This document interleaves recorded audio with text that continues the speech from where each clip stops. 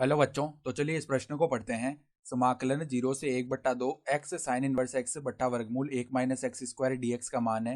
विकल्प ए minus pi वर्गमूल 3/12 plus 1/2, विकल्प बी पाई वर्गमूल 3/12 प्लस 1/2, विकल्प सी पाई वर्गमूल 3/12 माइनस 1/2 और विकल्प डी माइनस पाई वर्गमूल 3/12 माइनस 1/2। तो यहाँ पर देखो हमें इस समाकलन का मान बताना है क्या होगा।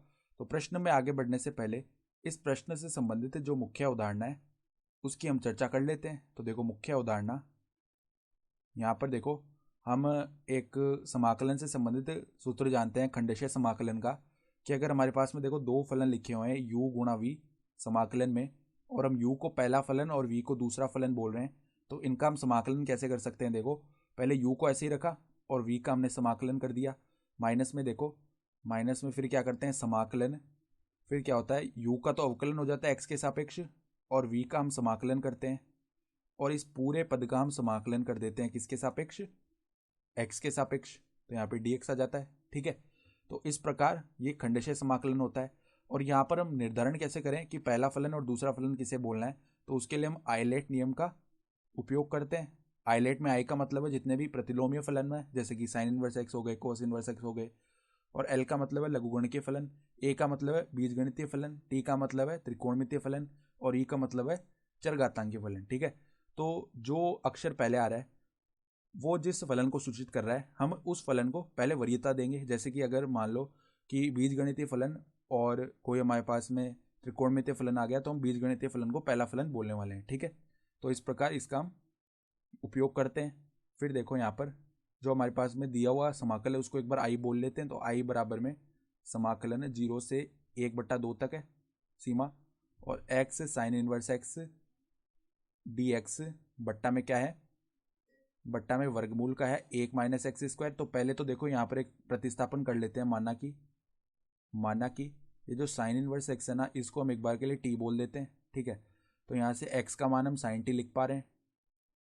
ठीक है, तो अब देखो दोनों तरफ हम यहाँ पे अवकलन करेंगे x के सापेक्ष। तो साइन इनवर्स x का अवकलन होता है 1/वर्गमूल 1 माइनस एक्स स्क्वायर, और t का अवकलन हो जाएगा dt बट्टा में dx।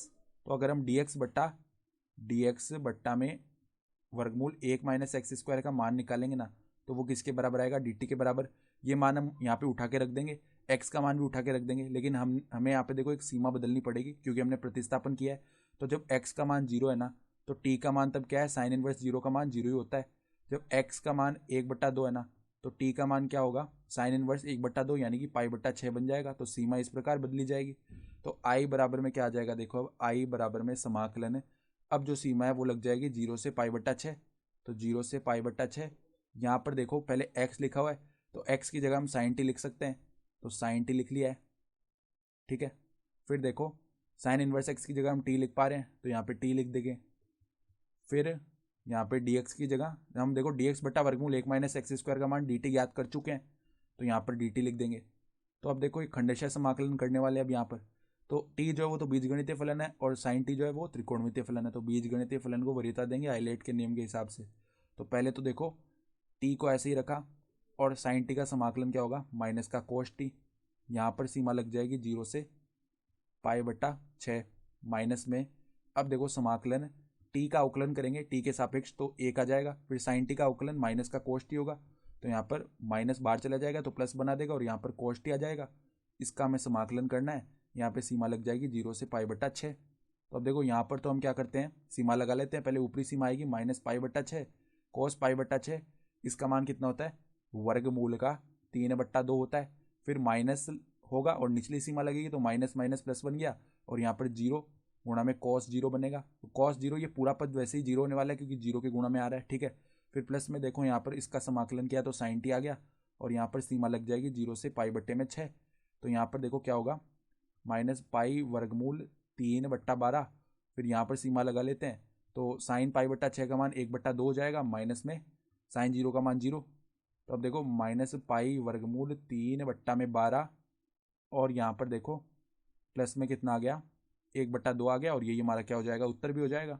ठीक है, तो अगर हम विकल्प देखें तो हमारा जो कौन सा विकल्प है, पहला ही विकल्प है, यानी कि ए विकल्प है, वो हमारा सही विकल्प हो रहा है। तो ए विकल्प हमारा सही विकल्प हो गया। तो आशा करता हूँ कि आपको ये प्रश्न समझ में आया होगा। धन्यवाद।